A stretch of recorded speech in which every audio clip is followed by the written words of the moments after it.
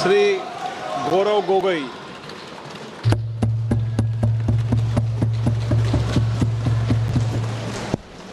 धन्यवाद अध्यक्ष महोदय।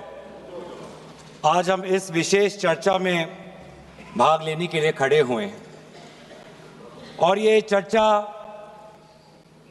इसलिए हो रही है क्योंकि हाल में ही जो युद्ध हुआ वो एक सूचना का युद्ध था।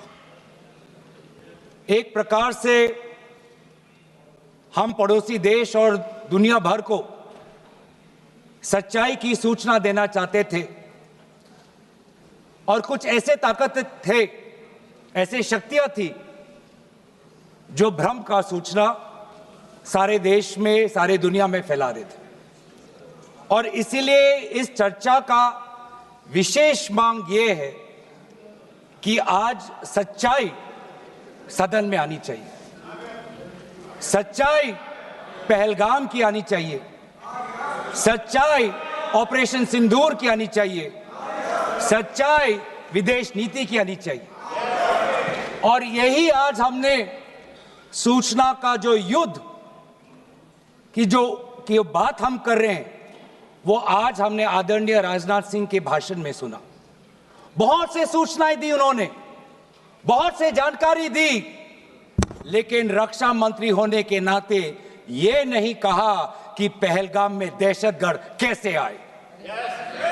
ये नहीं कहा कि बेसारन में जहां पर 1000 लोग जाते हैं, खुशियां मनाते हैं, कैसे 5 दहशतगर्द वहां पर जाकर 26 लोगों की गोलियों से छलनी करते हैं। ये बात, ये सूचना रक्षा मंत्री ने नहीं दी।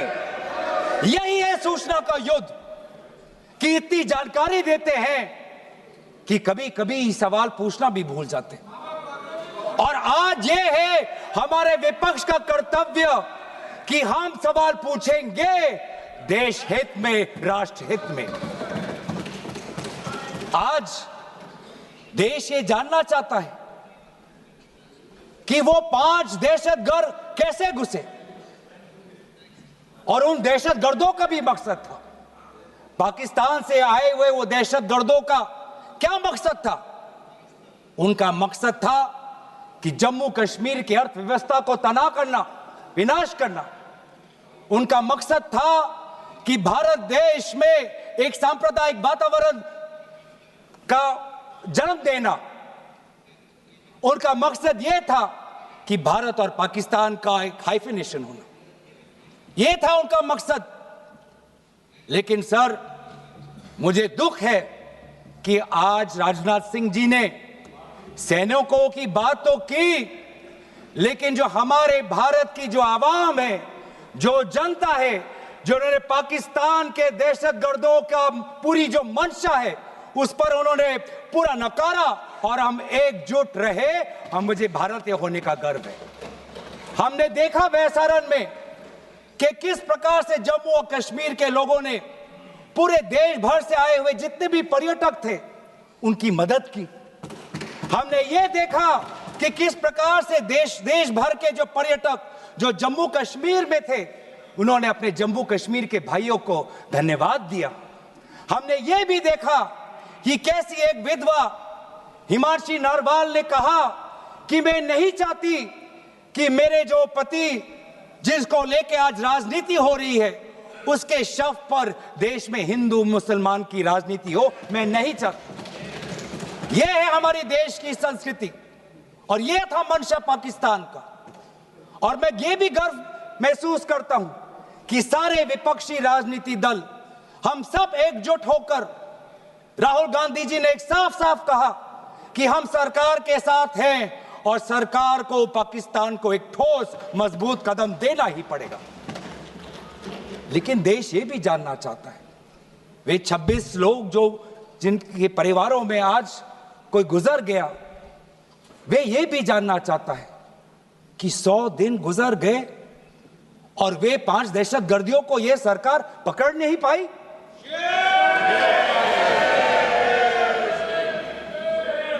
देश के वो लोग ये भी जानना चाहते हैं कि ये जो 5 दहशतगर्दे थे, दहशतगर्दी जो आए टेररिस्ट, निश्चय इन्होंने इनको किसी ने पनाह दी, निश्चय इनको किसी ने जानकारी दी, निश्चय ये पूरा जो 1 घंटा का जो उन्होंने गोला बारूदी की, उसके बाद ये फरार हो गए। उनको फरार होने में भी किसी ने उनकी मदद की, और आज भी ये 100 दिन हो गए और सरकार के पास कोई जवाब नहीं। आज आपके पास ड्रोन है, आपके पास पेगासस है, आपके पास सैटेलाइट है, वहां पे सीआरपीएफ है, वहां पे बीएसएफ है, वहां पे सीआईएसएफ है, वहां पे आदरणीय गृह मंत्री कुछ दिन पहले ही गए थे पूरा रिव्यू लेने के लिए, और आप किसी को पकड़ नहीं पाए। ये कैसा बंदोबस्त? आपने कहा कि आर्टिकल 370 के चले जाने के बाद जम्मू कश्मीर सेफ है, जम्मू कश्मीर में आइए, लोग आए, लोगों ने अपने आप को सुरक्षित महसूस किया, लेकिन बेसारन में देखा कि कितने वो निहत्थे थे, कितने वो असहाय थे, कि लगभग 1 घंटा लगा एक एम्बुलेंस उनके पास पहुंचने के लिए। पुलिस पर अगर आर्मी भी आई तो चल के आई। और सर, मैं वो नजारा भूल नहीं सकता, एक मां और एक बेटी चल के नीचे आ रही थी, एक भारत के सिपाही को देखा और सिपाही को देखकर वो रो पड़े, खुशी से नहीं, डर से, क्योंकि उनको लगा कि वे दहशतगर्द जिन्होंने सिपाहियों का यूनिफॉर्म पहनकर वहां पर लोगों को मारा, आज वही दहशतगर्द आज पहाड़ के नीचे उनका इंतजार कर। उस भारत के सिपाही को कहना पड़ा कि मैं भारतीय हूं, तुम डरो मत, मैं भारतीय हूं, तुम सेफ हो, सुरक्षित हो। ऐसा दहशत उन्होंने महसूस किया। इस दहशत के ऊपर, इस डर के ऊपर आदरणीय राजनाथ सिंह एक शब्द तो कहते, आप एक शब्द तो कहते। ये आपकी भी जिम्मेवारी है राजनाथ जी, ये आपकी भी जिम्मेवारी है, रक्षा मंत्रालय का भी जिम्मेवारी है।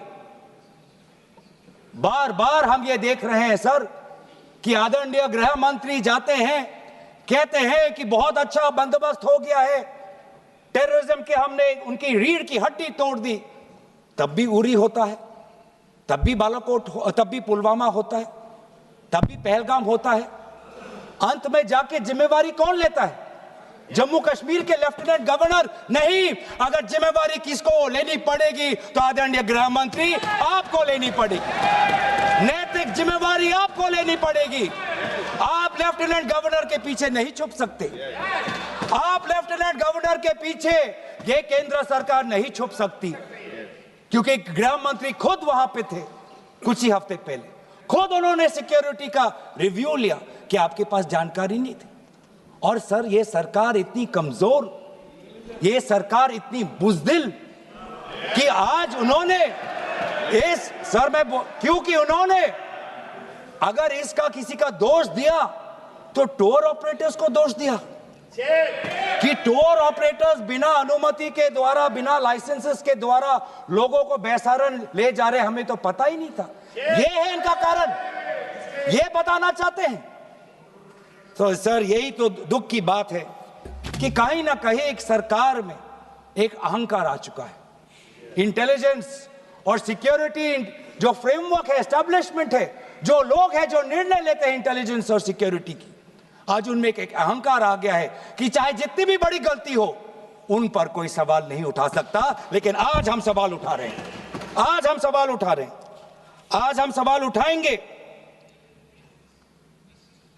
प्रधानमंत्री मोदी जी, आपको अब सऊदी अरब में थे, आप जब वापस आते आपका पहला नैतिक कर्तव्य होता कि पहलगाम आप जाते, लेकिन आप पहलगाम नहीं गए, एक सरकारी कार्यवाही के लिए आप बिहार गए और चुनावी भाषण दिया। देश के मुखिया सऊदी अरब में थे, पूरा कार्यक्रम उन्होंने संपूर्ण किया, वापस आए और वो पहलगाम भी नहीं जा पाए और बिहार में जाके चुनावी भाषण दे रहे हैं। अगर पहलगाम में कोई गया तो हमारा नेता राहुल गांधी गया। पहलगाम में जो लोगों की मृत्यु हुई, उनके लिए अगर शहादत की मांग कोई कर रहा है तो हमारा दल का नेता राहुल गांधी कर रहा है। राहुल गांधी जी बदामी के कंटोनमेंट में गए। सर मैं बोलूं? Sir house in order. Sir house in order में like. Sir house is not in order में रहेगा सर। टाइम लेकिन आप तथ्यों पे बोले, गलत सूचनाएं नहीं दे सदन में, गलत सूचनाएं नहीं मत दे। हम बोलिए इसके ऑर्डर में लाइए सर। कोई सदन में गलत तथ्य नहीं रख सकते आप। सर मैं बोलूं सर कैमरा आएगा मेरे पे। धन्यवाद। आदरणीय अध्यक्ष महोदय, अब बात आती है ऑपरेशन सिंदूर की। आज मैं राजनाथ सिंह जी का भाषण सुन रहा था। मुझे पता नहीं चल रहा था कि राजनाथ सिंह जी जो भाषण दे रहे थे वो किस समय का उजागर कर रहे थे।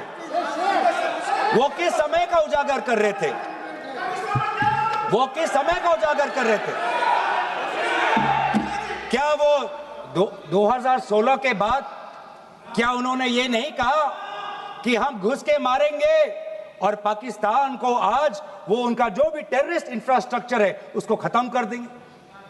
वही बातें तब की, वही बातें पुलवामा की बात की कि पुलवामा के बाद आज हमारे लड़ाकू जहाज अब गए हैं, अब पाकिस्तान अब कभी भी भारत पर उंगली नहीं दिखा सकता। और उसके बाद आज दोबारा वही बातें कर रहे हैं। कि हम घुस के मारे, हमने ये किया, फलाना किया। और ये अब भी कह रहे हैं कि ऑपरेशन सिंदूर कंप्लीट नहीं हुआ, अधूरा है, क्योंकि कल को जाके दोबारा पाकिस्तान कर सकता है। ये खुद कह रहे हैं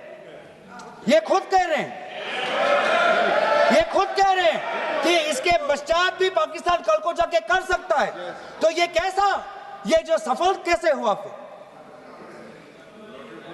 क्या सफल हुआ? आज ये खुद कह रहे हैं कि हमारा मकसद युद्ध का नहीं था। हम पूछना चाहते क्यों नहीं था, होना चाहिए था। आज उन्होंने खुद कहा कि हमारा मकसद जमीन लेने का नहीं था। क्यों नहीं था? पाकिस्तान ऑक्यूपाइड कश्मीर अगर आज नहीं लेंगे तो कब लेंगे? ये उन्होंने खुद कहा कि हमारा मकसद था टेररिस्ट के इंफ्रास्ट्रक्चर पर आक्रमण करना। तो क्या हमने उरी के समय नहीं किया? क्या हमने पुलवामा के समय नहीं किया?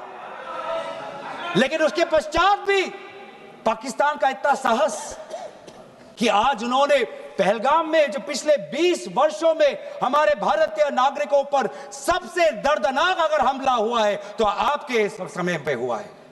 आपके समय में उरी हुआ, आपके समय में पुलवामा हुआ और आपके समय में आज पहलगाम हो रहा है। कुछ बातों का उजागर किया, कुछ किताबों का भी उजागर किया। ये नई प्रक्रिया है सर। हर चर्चा में आदरणीय भाजपा के नेता एक किताब उठा लेते हैं, जानकारी दे रहे थे। हमें नहीं सर, ब्लूमबर्ग को क्या जानकारी दिया, मैं पूरा पढ़ लेता हूं without editing. What is important, क्या जरूरी, हिंदी में अनुवाद करने की कोशिश भी करता हूं, मत करो। क्या ये जरूरी नहीं कि जेट गिरे, पर क्यों गिरे, क्या गलतियां हुई, वो महत्वपूर्ण है। संख्या महत्वपूर्ण नहीं सर। 35 ही राफेल है देश में, 35 ही राफेल है। अगर उनमें से कुछ गिरे भी तो देखिए सर, मुझे तो लगता है कि बहुत बड़ी क्षति हुई। 35 राफेल, अगर कुछ उनमें से भी अगर कुछ गिरे तो मुझे लगता है कि जरूरी है, क्योंकि आपको लगता है कि 35 राफेल काफी है, तो अगर कुछ गिरे तो वो भी जरूरी है। और उन्होंने उसके बाद ये कहा कि ये बात अच्छी है कि हमने अपनी गलतियों को समझा, उसको सुधरा और 2 दिन बाद हमने अपने जेट को उड़ाए और दूर से हमने आक्रमण किया। सर, ये मैं थोड़ी जानकारी चाहूंगा। हमारे पास जो हमें ये संदेश मिलता है कि दुनिया के सबसे बढ़िया और बेहतरीन लड़ाकू जहाज हमारे पास है, सबसे बेहतरीन पायलट हमारे पास है, तो सीडीएस को ऐसा क्या कहना पड़ा, ऐसा क्या परिस्थितियां हैं कि हमारे हमारे लड़ाकू जहाज क्लोज रेंज में नहीं जा सकते, उनको दूर से ही फायर करना पड़ता? ये क्या है? ये क्या पाबंदी है? ये क्या पाबंदी है कि सीडीएस को ये कह रहे हैं कि हमारे लड़ाकू जहाज ने पहले दिन गलतियां हमने सुधारी और दूर से हमने आक्रमण किया। क्या हम पास से नहीं कर सकते? ये जानकारी हमें दे। हम ये जानना चाहते हैं कि lieutenant general Rahul R Singh ने सदन के अंदर नहीं, सांसदों को नहीं, राजनीतिक दलों के फ्लोर लीडर्स को नहीं, फिक्की में जाके कहा। क्या कहा? उसका भी मैं हिंदी में अनुवाद करता हूं कि पाकिस्तान तो सिर्फ फ्रंट पे था और पाकिस्तान के पीछे चाइना उनके पूरी तरीके से समर्थन कर रहा है।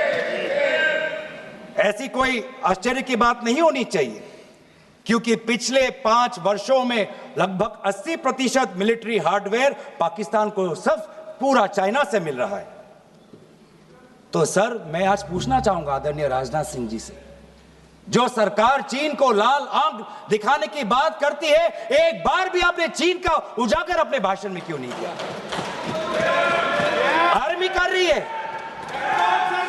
आर्मी के कह रही है, आर्मी कहती है कि सिर्फ चीन और पाकिस्तान का ये 2 फ्रंट नहीं, अब 3 फ्रंट का भी हो सकता है, कन्वर्जेंस हो सकता है चीन, पाकिस्तान और बांग्लादेश को लेकर।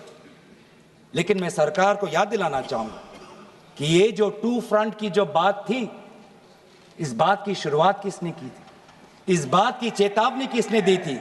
इस बात की चेतावनी इसी सदन में हमारे दल के नेता राहुल गांधी जी ने दी थी। और यही हम जानना चाहते हैं,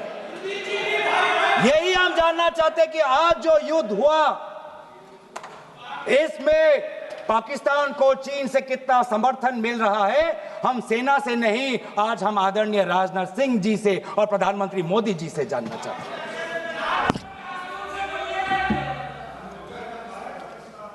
और सर, इंडोनेशिया में जो डिफेंस अटैचे है, उसने तो ताज्जुब की बात कह दी। उसने क्या कहा सर?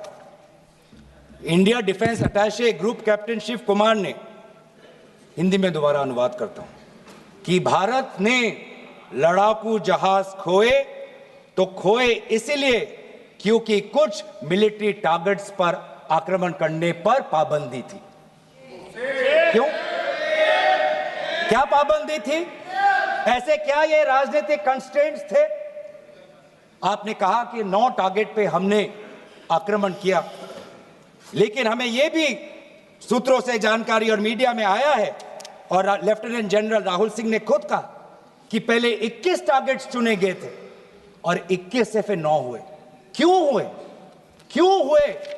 आज मैं ये जानना चाहता हूं कि पिछले 20 वर्ष में सबसे घातक आक्रमण हमारे महिलाओं पर हुआ, हमारे बच्चों पर हुआ, भारत के आत्मा पर हुई। हमने सबने वो दहशत को अनुभव किया, हम सब एकजुट हुए, हमने पूरी तरीके से समर्थन प्रधानमंत्री मोदी जी को दी कि अब जाइए, और ऐसा एक माहौल बन चुका था कि देश किसी भी कीमत चुकाने के लिए तैयार था। पूरा देश प्रधानमंत्री मोदी जी के साथ था, विपक्ष प्रधानमंत्री मोदी जी के साथ था, और अचानक 10 मई के दिन पे हमारे राष्ट्रदूत कहते हैं कि हम पाकिस्तान पर हमला करेंगे, और शाम के 10 मई को सूचना आती है कि पाकिस्तान के साथ अब युद्ध पर हम परिणाम दे रहे हैं, सीज फायर हो गया। क्यों हुआ? हम आदरणीय प्रधानमंत्री मोदी जी से जानना चाहते थे, अगर पाकिस्तान वाकई में अपने घुटने टिकने के लिए तैयार था तो आपने क्यों रुका, आप क्यों रुके और किसके सामने आप झुके, किसके सामने आपने सरेंडर किया, किसके सामने आपने सरेंडर किया? वो अमेरिका के राष्ट्रपति जो 26 बार आज कह चुके हैं कि व्यापार को लेकर उन्होंने भारत और पाकिस्तान को सतर्क किया और दोनों को मजबूर किया कि वो इस जंग को छोड़े। 26 बार। आज राष्ट्रपति ट्रंप खुद कहते हैं कि 5-6 जेट गिरे हैं। एक एक जेट करोड़ करोड़ अरब अरब रुपयों का है, मिलियंस एंड मिलियंस का है। इसलिए हम जानना चाहते हैं, आज हमें स्पष्ट रूप से आदरणीय राजनाथ सिंह जी बताएं, देश पर विश्वास करें, देश में वो साहस है सच्चाई सुनने की। आज आप बताएं कितने लड़ाकू जहाज गिरे? हमारे में वो साहस है, क्योंकि ये सूचना, ये सच्चाई सिर्फ देश के नागरिकों के लिए नहीं, ये सूचना, ये सच्चाई हमें देश के जवानों को भी देना है। आज उनसे भी झूठ कहा जा रहा है, उनके बीच में भी भ्रम फैलाया जा रहा है। हम उनकी जो सच्चाई है आज हम सदन के अंदर लाना चाहते हैं। और सर, बात में आती है विदेश नीति की। किस मुंह से हम कहें कि विदेश नीति आज सफल हुआ है? किस मुंह से कहें? ये आदरणीय राजनाथ सिंह जी, शंगीला में जो डायलॉग हुआ, उस डायलॉग में जो ड्राफ्ट जो आया, जिसको भारत सरकार ने नकारा, वो ड्राफ्ट बनाने में हमारे ही कुछ सहयोगी देश थे, जिनका नाम मैं नहीं लेना चाहूंगा। लेकिन ऐसे देश जिसको हम परंपरागत दोस्त हम मानते हैं, ट्रेडिशनल एलाइज मानते हैं, आज उन्होंने भी इंडिया और पाकिस्तान को हाइफिनेट कर दिया। और आप ये शब्दों के खेल से आप खुश हो कि ब्राजील के डॉक्यूमेंट में पाकिस्तान, ये जम्मू कश्मीर का पाकिस्तान का भी नहीं, ब्राजील के डॉक्यूमेंट में सिर्फ जम्मू कश्मीर में जो दहशतगर्दी हुई उसी की निंदा हुई, पाकिस्तान की निंदा नहीं हुई। पर आप उससे खुश हो?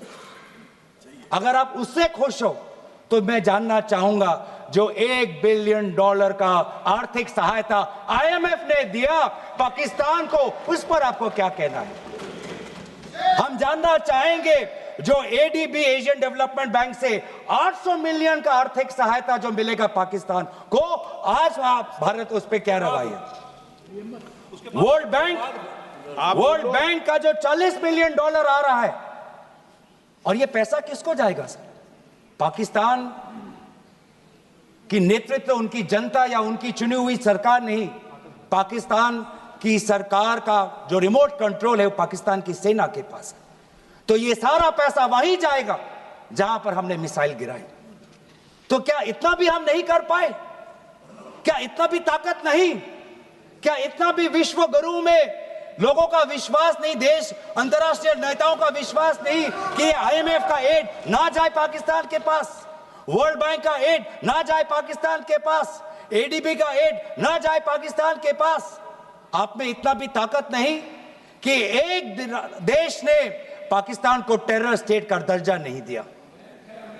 एक देश ने आज FATF financial action task force में, जिससे बहुत नियंत्रण पाकिस्तान पे पड़ती थी, आज उससे वो 2022 में निकल आई ग्रे लिस्ट में। क्या वो डालेंगे? तो इसीलिए आज हम ये मांग करते हैं कि सरकार, अब डरिए मत, सच्चाई से डरिए मत। उस दिन भी देश सरकार के साथ दहशतगर्दी के खिलाफ खड़ा था, विपक्षी दल सरकार के साथ खड़े हैं, और आज भी दहशतगर्दी के खिलाफ सच्चाई के पक्ष में देश और विपक्ष आज सरकार के साथ। आप हमें अपना दुश्मन ना समझे, हम सरकार के दुश्मन नहीं हैं, हम अपने देश के पक्ष में बोल रहे हैं, जवानों के पक्ष में बोल रहे हैं। पर आप हमें कृपया सच्चाई देने का हमें वो सम्मान दीजिए। सच्चाई सुनने का अधिकार हमारा है, और जितने बार आप झूठ और भ्रम फैलाएंगे, हम उतनी बार आपको पूछते जाएंगे कि आपने क्या किया। और इसीलिए आज मैं खड़ा हूं,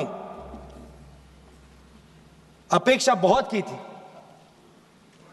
कि पहलगाम का उजागर होगा,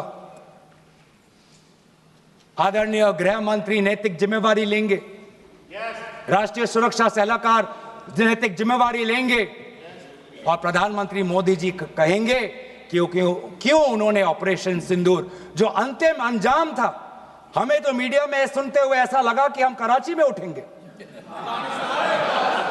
मीडिया में हमारे भारत की मीडिया जो जिनको सूचना अब से ही मिलती है, उनका सुनने में लगा कि आज तो हम फतह करके ही रहेंगे, लेकिन पता चला कि नहीं, कहीं ना कहीं हमारे पैर डगमगा गए और जो अंतिम परिणाम था उससे पीछे हम हट गए।